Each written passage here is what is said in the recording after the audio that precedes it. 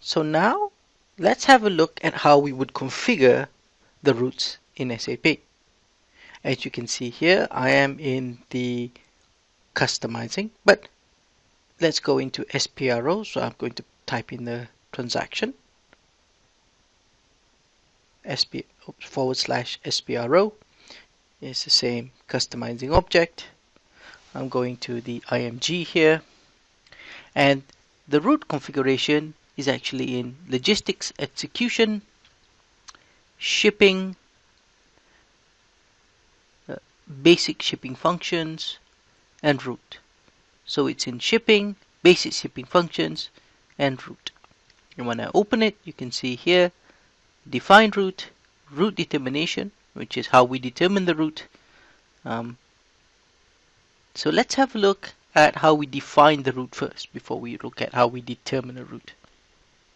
You can see here's the screen here. We have all of the routes and we have various details. There are stages in the routes, but for the purpose here, I'm not going to cover it. That's more used in the shipment functionality. So for the time being, let's have a look at how we would configure route and some of the values in a route itself. So let's go to a particular route and let's have a look. The first thing you'll see on here is the route description. Now, it's important for you to understand that a route has a particular name, and it's important before you start configuring new routes to have an idea on your naming convention. And what I mean by this is that you must have a system where a person looks at that route and instantly knows what it means. So for example, you might say, the first 2 digits might define the country in which it's shipping into, and the last digit might mean the duration, or some sort of coding like that. So for example, you could have UK 0001, which means that I'm shipping to the UK and it's 1 day delivery time. So before you start creating the routes, make sure you already have in your mind, so it's easy to identify the route by its name. We then have the shipping type, the shipment pre-leg and the post-leg, and including the distance here. And all of these values are actually used in the shipping process rather than in the delivery process. So the shipping type and all of these will be pulled in to the shipment based on the route.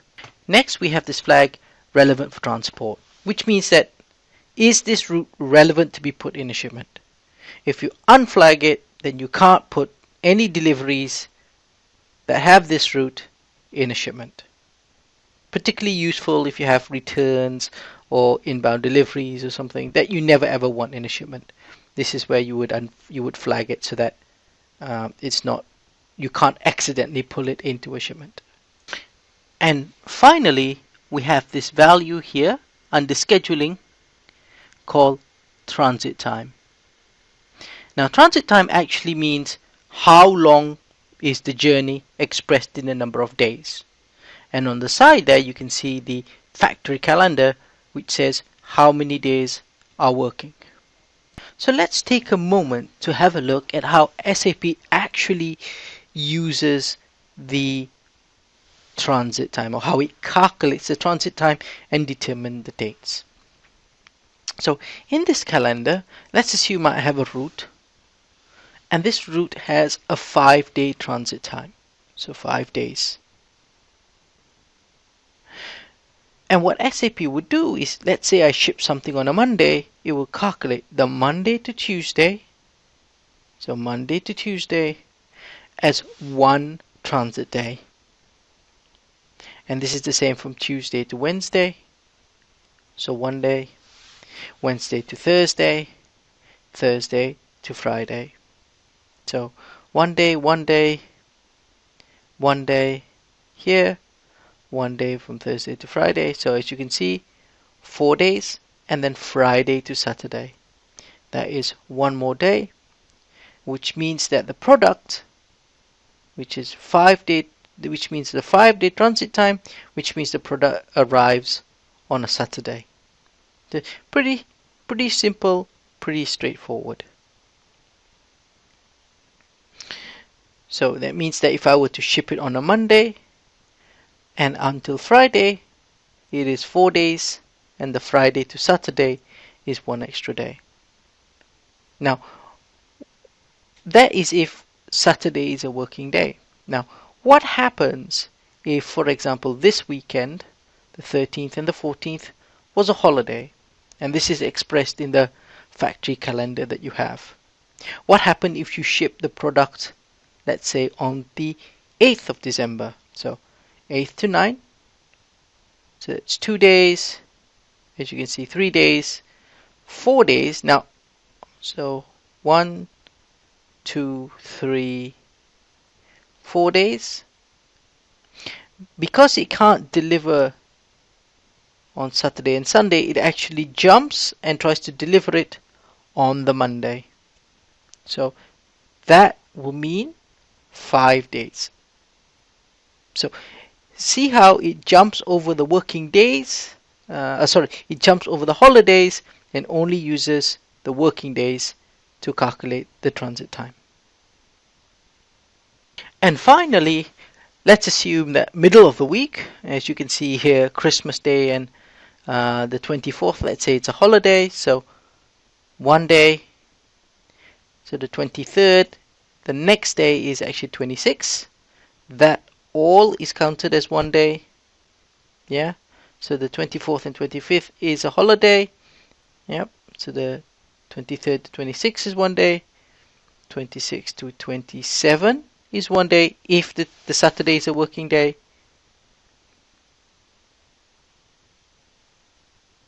Etc. Yeah. So you can see here how holidays or Saturday and Sundays or certain days, if you can't ship something, you put it in the calendar and SAP would skip those days.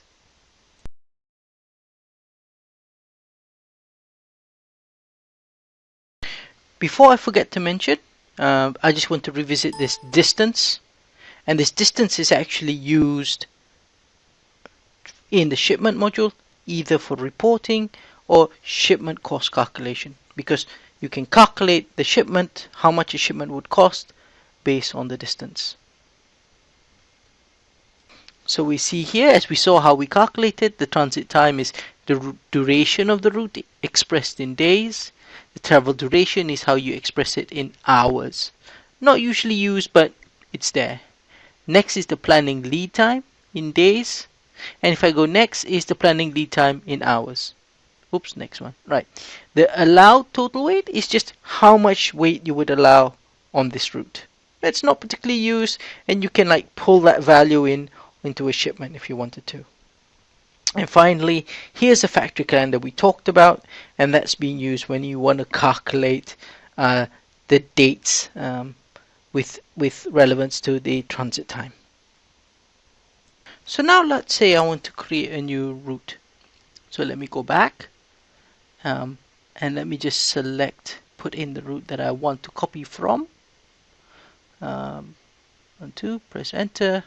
So I select this one, I press the copy, and as you can see, I put in 3 days as a description, and I also put in just an A as a start of my naming convention. I put transit time 3, and I put the calendar you want. Now, you can see here what it does is it asks whether I wanted to copy the route schedule, and by default, I'm just going to say no. As I explained before, the route stages is used more primarily in shipping. I'm not going to cover it here, so I'm going to just say no for now. So if now I go ahead and I save this route, the system will say, give me my transport number. I say yes, that's a transport I've created. So now this transport is done. So here is, I've defined my route. And under route determination, we'll have a look at how we are going to define, or we are going to determine the route. We've created a route. Now it's time to determine the route or put in the rules in order so that when I create the sales order, it now knows how to determine the route. So in the screen, you can see how the system determines the route, either on an order level or on a delivery level. The deliveries by weight also. So let's have a look at our shipping point, 2400, and the destination country, Italy. And what happens when I press enter is the system will look at the shipping point, pick up the departure from and departure zone from the shipping point. It'll use that as its selection, and as you can see, I want the receiving zone 002, which is where my customer is. So if I go in here, let's have a look at the details. I can now see that for this shipping condition and this transport group, so this shipping condition 01, the transport group 0001, I will determine this route for ship from 01 to receiving zone 02. I will have route 12. So let's say I wanted to add a new entry, and I just select all three. I copy it and I say my shipping condition is 09. I want it to determine the route I created before. So A00012. Yep. So press enter. Oops, I have to put the shipping condition, sorry.